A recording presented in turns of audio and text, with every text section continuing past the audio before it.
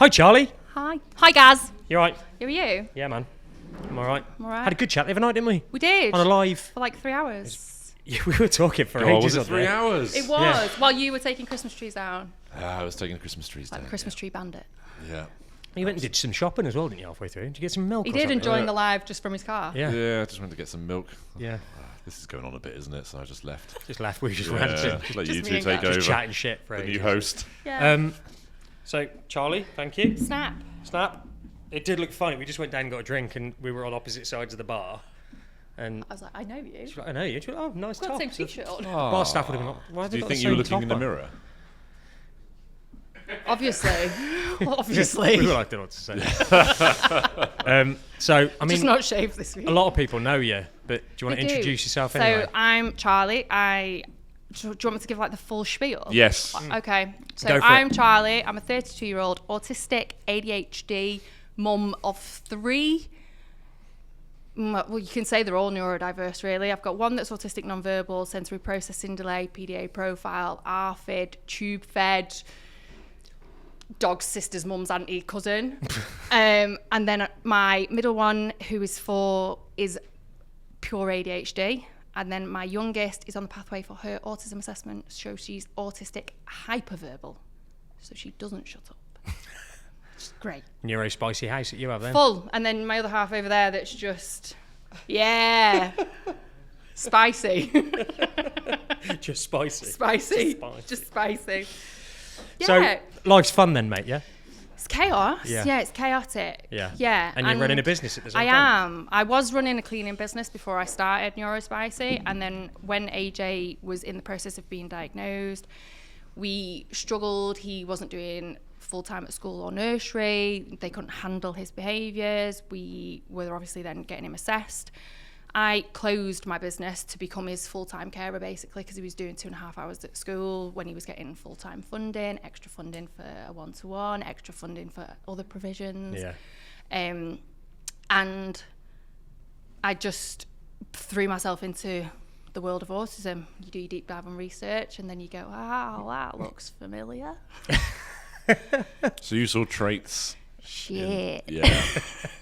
That kind of hit home. Yeah. Well, not to me first, to my dad, Oh, really? surprisingly. My dad's like Rain Man. So my dad, if he hears a song on the radio, he can tell you where he was, who he was with, what he was doing when he first heard that song 40-odd years ago. Why would you need to know that? Did no one ever think that's a really Yeah, incredible none of skill? the collections that he has or anything. Like, never thought anything of it. Like, no, he's got newspaper clippings of like when Princess Diana died and everything else. What are you saving that for? Yeah. What's that? What use is that to you? Don't So- throw it away. So how many other people in the family know? That my dad's autistic. Yeah, like your dad's autistic, you think? So my dad's He's not autistic. diagnosed, I'm guessing. No, No, he's he's so not. my dad's 73. Will Okay. never be diagnosed. Yeah, I could yeah. never say to my dad, I think you're autistic. Okay. Because I think that would just throw him through the roof. Yeah. And then obviously you do your deep dive into it. You go, right, okay, my dad's autistic, my kid's autistic. I'm probably autistic. So then I did my right to choose. I was diagnosed autistic in June. I was diagnosed with ADHD 3 weeks ago. Surprise, surprise. And then when you go onto my dad's side of the family, I've got my cousin who's got a little boy that's got ADD. My other cousin's got a little girl who's autistic nonverbal. So my dad's got a lot to answer Yeah, for. genetic Yeah. factor in That's there. a lot of people taking aspirin. Yeah. That is It's a lot of Tylenol. It's got a lot to answer for. It's all that Calpol. Yeah, absolutely. Yeah. Absolutely. And you've I know on your reels you talk quite openly about the diagnosis and how it's hit home as well. Yeah. And I think you are in denial when your child gets diagnosed at first, especially with AJ. He's what was classed as like a COVID baby. So he wasn't socialised, nurseries were short, they weren't allowed to go anywhere, we couldn't go out in public, we couldn't go to play centres. So when he first started nursery, when he was maybe 18 months old, we didn't see anything wrong. There's nothing wrong with him, he's just not been socialised, he's fine. What do you mean he plays in the corner? He's not played with anyone for 3 years of his life, like he's fine. And then they were like, well, no, he's not doing this and he's not meeting all of his milestones and he's not picking the raisin out of the plastic bottle and he's not doing this and he's not doing that. And you're like, right, okay. So then we referred him. And it probably took, to be fair, AJ's diagnosis and the whole EHCP journey and his autism journey for AJ has been a breeze. It's been so easy. We were handed an AHCB on a plate. We were handed a specialist place in school. Yeah. But with my daughter, she's got too many nice traits. So because she's a girl, she masks. I was diagnosed at 32. I'm pretty good at masking. Yeah. We're really struggling with Amelie. And then obviously Ariel, they won't touch her for ADHD until she's 7. So that's hard because we've now got 2 that we can't really help and 1 that's getting loads of help. Yeah. So it is shit, in simple terms, that you don't get the things that are going to help your child, and you have to watch your children suffer, especially with AJ. We watched AJ suffer for probably 2 years, didn't we? Before he got everything set in place. And even last year, he was breaking windows, he was headbutting, he was smashing mirrors, he was just destroying everything. And I went into school one day and I just said, you help me or this kid's getting taken off me. Yeah. Like, I can't do it anymore. So we got referred to social services. And then at that point you think, oh my God, my kid's going to get taken off me anyway. Social services are involved. But they were just an absolute breeze. And we've now got respite for him every week. Every Saturday he goes to a respite. And then once a month on a Sunday he goes to respite. We have respite during the school holidays. And now I would say he's my easiest kid. Oh yeah, you said that on the live the other day. Yeah, he is my easiest kid. He's got the most needs. He's got the most needs, and he is my absolute whirlwind. And because he can't talk, he's the hardest. But because we know what triggers him, we know when to stop the triggers. We know if he's regulated and he's happy. Most predictable. Yeah. Can you talk a bit about PDA? Because that still, I mean, we were talking about it. In Yeah. fact, that's probably what we spoke about the most, and I still, like... Do you know PDA over there? Oh, yes. So PDA is pathological demand avoidance, and it's a nervous system disability that he has no control of that, really. So if I put a demand on him, if I say, can you put your shoes on? Immediately no. Can we get in the car? Can we do this? Can you sit down? He doesn't want to do any of that. If I make it a choice that he's making, I will happily do it. Yeah. Can you put your shoes on? Yeah. So we have our AJ voice, don't we, Ad? That, like, if we want him to do anything, you ask him in a nice way and you make it all sunshines and rainbows, and he'll do it. Or if he's doing something off the back of him, or you catch him building train tracks, the chances if you've got train tracks or building blocks or cars or anything else and you get in at that point, you've got him. You're in his world and you've got everything that you need. You can communicate with him, you can get him on his AAC. But if you're like, right, okay, AJ, come and play with some train tracks, he's like, fuck you. Yeah.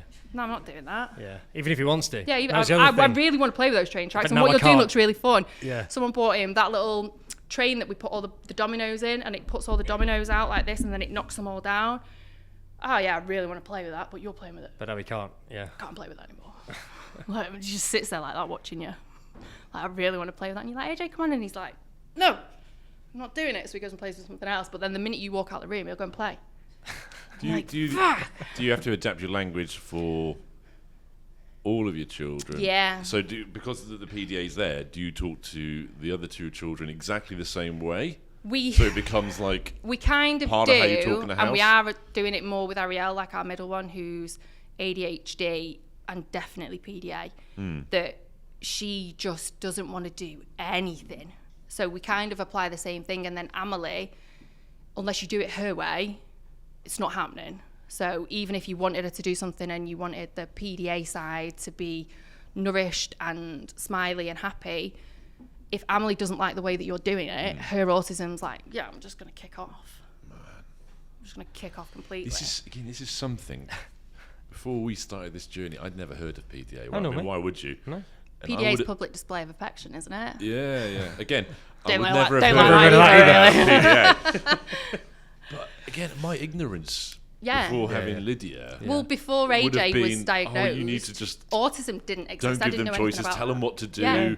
What, I you're still making struggle a with rod it for your now. own back. All this sort of stuff would be going through Yeah. my head, and it's just. And the thing is, we said this as well the other day, like, it's not that it's all PDA. No. Because 'Cause some of is it, they're just being a little shit and they don't want to do the thing. Yeah. Tantrums kicking off. But how do you know which is which? So you have to just treat it all as PDA. Yeah, and this it is is, hard. And then, just get him to sit down. Just get him to sit down and eat. Yeah. No. You, please, try. Yeah. Like, he's not going to sit down. No. Added to the fact that he's got ARFID, so he's not at 4 years? Longer. And he's obviously now tube fed. So he physically can't eat because there's a link in his brain that, yeah, his interoception's all muddled up and his wires aren't crossing correctly, that, yeah, he's got a feeling in his tummy and it might be that he's hungry, but he doesn't know if it's because he's hungry, if he needs a wee, if I feel sick, if I need a poo. He doesn't know what any of that means. If I'm nervous, he just knows that there's a feeling in his tummy, but he can't make that link to his brain. So even if you're offering him food and it's his favourite food in the entire world, that doesn't mean anything to me. So he just didn't eat last year for 6-7 weeks. Oh my Nothing, God. yeah, nothing. The full school. Was he drinking? No, we couldn't get anything in him. We've got pictures of him and all of his lips were just dry. They were peeling. He was grey. All underneath his eyes were just, he looked dead. Just emancipated. Yeah, completely malnourished. And he lost 5 kilos in 6 months. Yeah, something like that. And how old was he at the time? So he was 5. 5. Yeah. He was 5, yeah. Imagine how small he would be for that. Yeah. We've got pictures of him, just his ribs and all of his shoulder blades and everything just sticking out like a sore thumb. And when we finally, he got chickenpox in October last year, and we just managed to pick food back up again when we went back to school. And he had chickenpox and they all went inside his mouth, and I ended up in A&E with him because I was like, he's not eating or drinking, like, you're going to have to put him on a drip, you're going to have to do something. And the minute he walked through those magical hospital doors, he'd be like, all right, I'll drink that. I'm not sitting in here all day. Or, yeah, all right, you've got some gingerbread men there, yeah, I'll eat them too. So the nurses would be like, well, we can't do anything because he's there. Is there crossover with the ARFID and the PDA as well then? If you're asking him if he wants, yes, if he wants something to eat? I think so. Now if we say to him on his AAC, like, do you want a drink? Do you want some crisp? He will say, like, yeah, and then he'll eat them. Okay. But that's because he's making that choice, which is the PDA. But if you were just to say... But if I was like, okay, here's a packet of crisp, he just puts them down. Yeah. Oh, God. So now we were referred to the surgeon last December, this time last year, and we had his feeding tube officially fitted in September. What was that like? It's a big deal, but is there also a relief now because... It was awful, Yeah. because how do you explain to a child that you're going into hospital, you've got to sit in a strange room all day, then you just all of a sudden going to fall asleep in a room full of strange people? Yeah. Well, you don't want to fall asleep, but all of a sudden your body just goes limp because you've been knocked out under anaesthetic. And then you wake up and there's a foreign object in your stomach. He pulled it that hard that the nurses were like, we've never seen a kid pull it that hard. I was like, meet AJ. Like, meet my 6-year-old nearly. So he didn't pull it out? He Nearly pulled it out. He made it bleed. Whoa. Yeah, it was awful. And we had to pin him down and get a vest on him like a big baby grow to stop him from getting to it. But the surgeon says to us, he'll pull it. He will pull it. Yeah. But he'll pull it once and he'll never pull it again because he'll realise how much it hurts. And he did, and he's not touched it since. Yeah, I'll bet. Yeah. And now, so we're 4 months, nearly 5 months into it. If I say to him, okay, come on, let's hook you up, let's give you something for your tube, he just stands there and lifts his tummy. Right. Yeah. And did you, after getting fed through that... He's a completely different kid. Yeah. Completely different kid. His eyes are bright blue again. You can see all of the cogs in his head working properly. We're getting more words now. The echolalia is through the roof. And you know what? You could argue that he probably is. He's getting more nutrition 100%. Than a lot of kids because he's getting this pre-made. Yeah, it's pre-made. So he basically has formula overnight, and it's got all of his. I think there's 32 vitamins and minerals in it, or something like that. It's a big long list. It was like the 14 is that you have. It's formula, and it gets that. And then if he has nothing during the day, we don't stress. Yeah. We don't have to say, oh, we've got to get like 400 calories in him. We've got to get these drinks in him. We've got to get this in him because he's had it. He's had all the vitamins and minerals he needs that day. And you've noticed, like neurologically, you've noticed that's completely different. Yeah. Yeah. It's got better nutrition than most of us in this room as well, probably. It's got better nutrition than me. Yeah. Not a single vegetable will pass my lips. So what do you struggle with then? Obviously, you've probably got a better understanding of your children because 100%. I can see if one of them starts like on the verge of a meltdown or kicking off about something. AJ doesn't like the seams of socks. Get it, fully get it. But if I can see one of them ticking and I think, right, okay, let's just remove them from this situation. Like, let's go. Let's stop the situation completely. Or one of them's really, really deep in a meltdown, and Ad struggles quite a bit with trying to calm our youngest down because she's a screamer and she'll just scream at the top of her lungs until she runs out of air. It's great. It's fantastic. You feel like you're just muffling her. Like, shut up. But I can sit on the floor with her, whereas I'd be like, stop, just stop screaming, stop, like, shut up, stop. And I can just sit on the floor with her and be like, it's okay, it's calm, like, we'll just sit down, it's fine. Yeah. That must be nice when you've tried so hard to calm your kid down and she walks in and they just like play ball straight away. The situation is here. I've experienced that. Yeah, it's mums. It's mums. It is mums. isn't it? Neurodivergent mums. Yeah. Yeah, absolutely. They get it. Yeah. And tell us about the business. Well, we know about the business. We're Yeah, it, so I started Neurospicy last April, not April, just gone the April before, because I was fed up of the tuts and the stares and the stigma that comes with being autistic. When you think of autism, you think there is one stereotype, isn't it? You want someone that's silent, that's just in a wheelchair potentially, that's non-verbal, that will just not communicate, you never have a job, never do anything. When actually there's so much going on inside his little head. He's so clever. And I remember a woman, he was squealing in Sainsbury's because he was excited about something. He had a toy and he was squealing at the till, and this woman turned around to me in Sainsbury's and said, can you not tell him to be quiet? Excuse me? You can try, please. Because he's been doing this for about 6 hours. Oh, that must have been a eureka moment when someone said, just tell him to shut up. oh, if only I'd known. Damn it. Oh, what a genius. Thanks I was very like, much, Mary Poppins. So she just went, well, he shouldn't be making that noise in public. I was like, that's the only noise that he can make. Yeah. He doesn't talk. That's the only noise that he can I make. just wish certain people were non-verbal. Yeah. I've had people when he's been in his buggy, so he's big, like, special needs buggy. He's a bit too old to be in a buggy, isn't he? Oh, we've had those days with Lydia. Yeah, I turned around to someone in Tesco and said, you're a bit too old to be giving me your opinion, aren't you? Yeah. But that's my ADHD. So there's no, like, but it probably there's makes no him think filter here. twice before Whatever's they do in it here again. is like, so she was just like, I was like, well, yeah. I was like, this is his safe space. Yeah. Like, if he wasn't in here, he'd be causing chaos. He'd be pulling stuff off the shelf. So which would you, I can let him out. Yeah. Which would you prefer? Yeah. So I was just fed up. Let him out. Let him Release out. the autism. I can release the beast Release if you it. want me to. Open the cage. But I was fed up of the people just being completely ignorant to it. And I make all the clothing, and most of the stuff is pretty self-explanatory, but in like, there's no sun, there's no rainbows, there's no jigsaw pieces, there's no infinity symbols, and I think there is on the thingy, but there's a little hidden one. You know, we have to fit in somewhere. Oh, yeah. There is. The little, what do they call it? I have no idea. Easter egg, Infinity, little yeah. Easter egg. Oh, an Easter egg. Find it. So I just wanted it to be like a trendy that people would wear, and then actually read someone's top and then go, oh, well, what does that mean? Yeah, it's not like Please screaming ask me about it. Yeah. Yeah. Like, We've had a lot of comments about the Dadvocate t-shirts. And what everything. Where do you get those for t-shirts? what? Yeah. And then I'm like, happily, I'll sit down, I'll have a conversation with you about it. I'll conversation. explain to you that my son's nonverbal, that actually he's not being naughty, he's just really overstimulated by the situation that he's in, and it's too loud for him in here. Like, I remember going to the swimming baths, and as soon as you go into it, it's like my idea of hell because it's echoey. Can't stand it. So as soon as he walked in, he was exactly the same as me. His nervous system just hit the roof, and he was like disrupting people's swimming lessons, picking up all the balls thrown in the pool and everything else.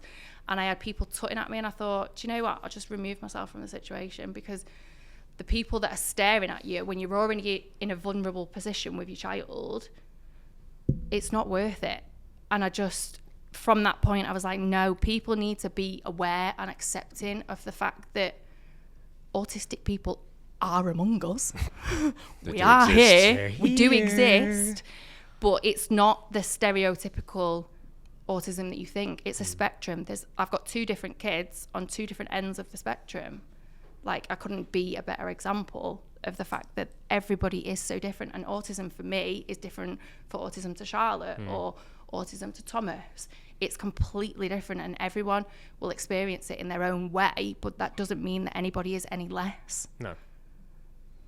No, I think that's a really good point. Nice, mate. You've got like that typical example of kids in the grey zone as well, then, haven't you? Yeah. Which, I mean, we've always said it, like, weirdly, when you've got a more profoundly autistic child, it isn't always, but it can be more straightforward. Oh yeah.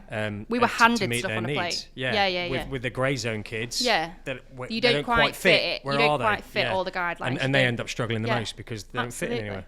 Yeah, and it is a sense of like, I was late diagnosed, and I did it through obviously learning about autism and everything else from AJ. That I had my own answers, and actually now I can experience it with everybody else, and I can show that I am autistic, but also things are possible. So AJ is non-verbal, but he is starting to speak, and if you give them the chance and the environment where they're comfortable and they're safe and they're happy, and you give them the resources that they need, then they will thrive. And like, I went all through school living in detention. I was about to ask you about your school. I locked my teacher in a cupboard. Like, I was just awful in school. I was just going to say your sister would have done that. Yeah. I'd locked my German Autistic. teacher. Yeah.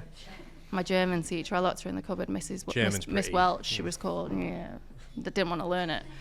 So she got locked in a cupboard, and then I spent my life in detention. My last year of school, I didn't go in for the last 6 months because I didn't want to be there. Yeah. So on the big end of year picture that everyone has, where it's like your school year, I'm not on it. I don't exist. Still don't exist now. You can't find me anywhere. But I really struggled in school. I really struggled with like friendship groups. I was in a different friendship group all the time. I was bullied. I was like segregated from so many people because I didn't learn the way that most people were learning. I spent most of my classes in the corridor sat at a desk by myself. I wasn't in the lesson with everybody else, when actually I wasn't the naughty kid. I just didn't have the resources that I needed. Whereas if I went back now and could have been diagnosed as a kid and could have had everything that I needed, would I be in a different place? Yeah, but would you want to be in a different Probably place? not. There you No. go, see? No. Everything happens for a reason. That's what, when people say like, oh yeah, autism's your superpower.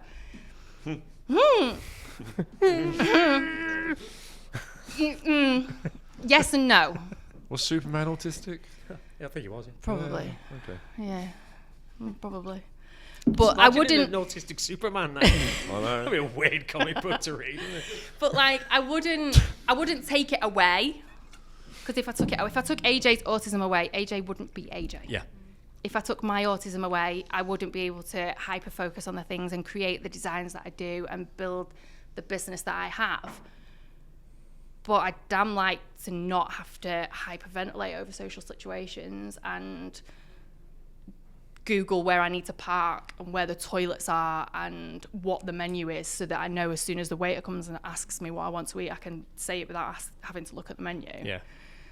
And then my ADHD, I'd love to take that away, but then I also like the impulsivity of it, that you ask me to do something, okay, cool, let's go now. Is the ADHD the thing that makes you give a 10-day turnaround when people place an order with you? Yeah, that's my PDA. Because your PDA is like, I'm not sorting the order out straight my away. My PDA is like, I've got 40 orders to do. No, they're not getting done. I don't have to do those for another 10 days, so I'll probably do them on like day 8. Make sure that they're out for the 10-day turnaround. That's brilliant. But that is. having a neurodivergent run business and allowing myself to turn up online and say, actually, do you know what? I'm a bit overstimulated today. I'm just going to clean my house instead, because that stops all the fuzzy up here. Yeah. People are all right with No, it. I'm sure they are. Yeah, that's the people kind are of like, cool, the ironic thing about it is I need that 10-day turnaround because I'm neurodiverse. Busy. I've got a side quest to do. Right? I'd come home the other day and I've moved the sofa around. I've moved my Christmas tree, and he was like, "What are you doing?" Or he come home the other day and I've painted the panelling behind our bed, and I've ordered a new bed that's getting delivered on Tuesday. What is it about people with ADHD and painting? I love it. Honestly, I love it. Just clean. If you want something to look clean, clean it. Like, nah, we'll just paint over the dirt. Paint over the dirt. Paint over it. It's not the same when you've got scuff marks on the walls of your kids. You just paint it, and you're like, you can sit there for like 2 weeks, like, and then one of them will mess it up again, and you're like, okay, there's a tin of paint somewhere. Yeah, brilliant. God. Yeah. So what does 2026 hold for you? This year, I've kind of, with my autism and my ADHD assessments, I did take a bit of a dip. And like Christmas, I've not really advertised it. I've not had as many orders as I did last year. If you go on my profile and look back to Christmas last year, I was like reel machine. There was reels coming out of my ears. This year, I've just took it really slow, especially since my ADHD diagnosis. I think that was my hardest one to process. My autism one, it was kind of like, right, okay, this is why I am the way I am. Whereas my ADHD diagnosis does a real deep dive into your like childhood history and your trauma and all the stuff like that. So I'm still kind of going through the motions with it and learning to unpick certain things and being okay with sitting with feelings about stuff. Yeah. So 2026, I kind of want to throw myself back into it, start fresh, and just go at my own pace in my own see if there's time. any autism clothing on Amazon. You Screw tried selling it you. on Amazon? Amazon? No, never. Yeah. Just saying. Is that the PDA coming out? Yeah. No, you can't. What if I say it with a different tone of voice? Would you? No. Yeah, okay. Have you ever considered Amazon? No, Etsy as well. Someone told me to sell it on Etsy, but Etsy's really hard to. Sorry, it's off topic slightly. I manage Amazon account, so I know everything about Amazon. okay. I was just thinking, mate, I bet. I probably could, but Amazon, you need to have it there ready to ship, and that's not happening. Oh, are they made to order though? Everything. Everything's made to order. Oh yeah, Everything's you won't be made able to to do that. order. No. No, everything. So I don't. That's the reason that I have the 10-day turnaround as well, because everything that comes in gets ordered from a wholesaler. So there is no waste. I don't have any boxes of size small sat there or extra small that makes aren't sense. going to get sold. Yeah, there's Do you just have hardly any on there. Plans for a physical presence, a store? I do want a shop eventually, and I was speaking to you about it a couple of weeks ago, that my dream is a Sen soft play. That I would limit the amount of children that can come in. I want a hub, Teamwork basically. makes the dream work. Yeah, I want a hub, basically. There's a building that's near us. It's 90 grand a year. I want it. It's perfect. I could have meeting rooms, that I could have training for like PDA workshops, autism workshops, like sleep workshops, anything that could be in it. There could be a cafe in it. There could be a shop in it. There could be a soft play in it. There could be so many things that are available in there. You could have like a room for people to do podcasts. Podcasts. But that's what I want, and like a Sen soft play, because we've never been able to take AJ to a soft play. No. Ever. Because the minute So children... has he ever experienced it at all? Sen sessions, yeah. Oh, But okay. even sometimes Sen sessions aren't really Sen sessions. No, yeah. Yeah, So- we have mentioned it. Yeah. So I would do it that it would be limited, and there would be no more than like 15 children in there at any one time, and that's like a maximum, because I would have a sensory room. I'd have a room that's got like consoles in it, or switches, or anything that's for the older kids. So obviously by the time I do it, AJ's going to be 10, 11, so he's not going to want to go and, well, he probably still will, climbing all the slides and everything. But I'd have like different rooms that it's still allowing 15 kids to come in and experience that without being overwhelmed. There would be no loud music, there'd be no loud lights, like nothing overstimulating, because I know for a fact that when I go into a soft play centre, I'm immediately on the roof because it's so loud and so busy. Yeah. That's the dream, and it's probably for like the last 2 years. Good dream, that, mate. Yeah. Well, Yeah. Fingers Good crossed. dream. Make it happen. Fingers crossed. We were talking about it, weren't we? We've talked about it, yeah. The high bit's the difficult bit. Yeah. Um, The building that's near us, like, look at him, look, he's nodding already. The building that's near us, two of his friends as well would potentially be like, what did you say they were the other day? Like angel investors. So we have the means to do it, but it's obviously just doing it and making sure that it was safe and like the health and safety of it. And there's a lot of red tape. Yeah. So it's there, and the building that's near us is perfect. It's got a big car park. It's huge, but again, it's just getting it done. Yeah. Well, some of the soft plays that we've got around us, if they can do it. Well, yeah. Because they're terrible at managing. What are you looking at? I'm just looking at two people over there. Oh, yeah. Yeah. We've had discussions. Yeah. And we won't charge adults either, will we? No, you wouldn't. That's it. You wouldn't charge Adults an adult, won't be and charged. it would be. Even though they're not going on the soft play, but will be buying drinks and food. Yeah, it's it. You have a cafe, they're going to spend money in there. Oh, yeah. We'd do it as like a half-day session. So even if you sounds wanted pretty to good. leave and come back, if you've got a 3-hour slot, do as you please. Yeah. Like, what's the whole 45-minute session? By the time you get in and take your shoes off, you go back out again. Yeah. So, yeah. And especially coming from a parent that's had the children that have struggled in soft play centres, I think I've kind of got the inside of how things should work. Love it. Exciting. So I put the idea out there first, okay? Yeah. Before anyone else jumps on it. Yeah. Mate, thank you very much. Thanks.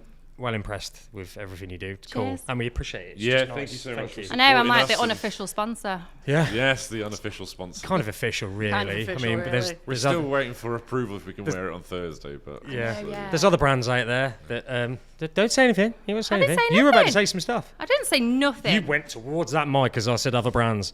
Don't buy from anyone else. No, I'm joking. You can buy from... that's the whole point. Support everyone. We're all trying to do the same thing. We're all trying to raise awareness. We're all trying to make the world accepting of our children. And you're limited, really, in trying to help. It's kind of what this turned into. You want to do something. Yeah. It's hard finding the thing to do that Yeah. you can kind of give something of value back. It's tough. So, yeah, anyone that's doing any of it, Absolutely. awesome. Thank you, mate. thank you very much. See you later. Cheers, See you guys. later.